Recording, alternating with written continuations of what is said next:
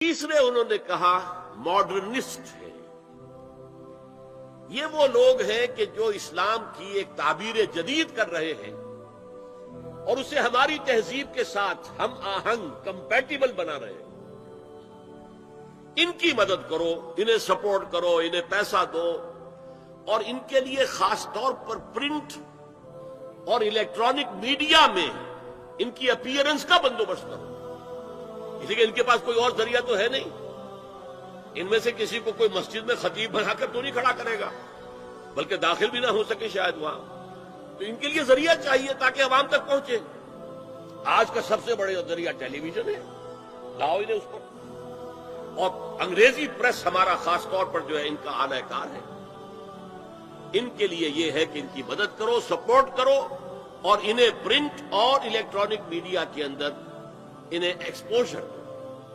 ये है पॉलिसी जिसके तहत आज ऐसी ऐसी बातें आपको अपने इलेक्ट्रॉनिक मीडिया से, टेलीविजन से सुनने में आ रही हैं और बड़े बड़े दानिश्वर हैं जो कह रहे हैं शराब इस्लाम में हराम नहीं है।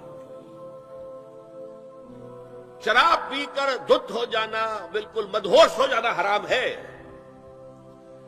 आपको मालूम है कि वहां भी कहा जाता है ड्रंकर्स वहां भी पसंद नहीं किए जाते। इतने पीने वाले के होश खो दे, मगरिब में भी पसंदीदा नहीं है। लेकिन वो कहते हैं कि असलन शराब हराम नहीं है इस्लाम। और आपको मालूम है, मैं नाम नहीं लेना चाहता, ये हमारी बदकिस्मती है कि अल्लामा इकबाल के फर्जंद हैं जिन्होंने ये बात कही।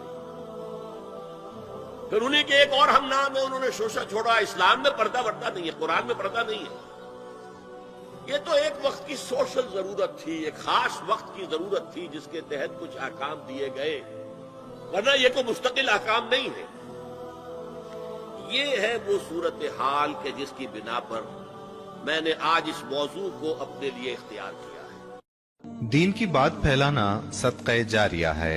सवाब की नीयत से वीडियो को शेयर जरूर कीजिए। जज़ाकल्लाह।